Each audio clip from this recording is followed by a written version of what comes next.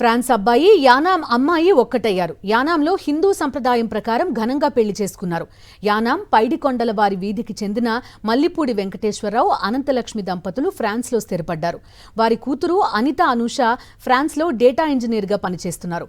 అక్కడే స్టేజ్ ఆర్టిస్ట్గా పనిచేస్తున్న రొమెన్ షులేర్తో అనితకు పరిచయం ఏర్పడింది. అది ప్రేమగా మారింది.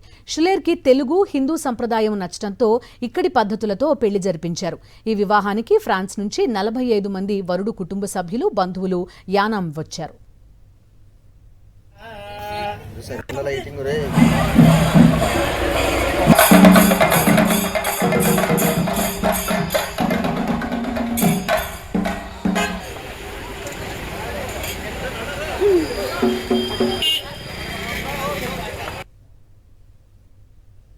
మా చెల్లిగారు అమ్మాయి పెళ్లి జరుగుతుందండి. తను అక్కడ ఫ్రాన్స్లోనే పుట్టి పెరిగింది.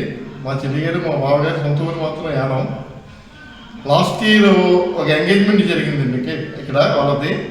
అప్పుడు ఈ ఫ్రెంచ్ మన హిందూ కల్చర్ అది బాగా నచ్చి ఎప్పటికైనా ఇక్కడ పెళ్లి చేసుకోవాలన్న ఉద్దేశంతో అన్ని ఏర్పాట్లు చేసుకుని ఫ్రెండ్స్ అందరినీ ఇన్వైట్ చేసి ఇప్పుడు ఈ పెళ్లి జరిపించుకుంటున్నారు వాళ్ళు.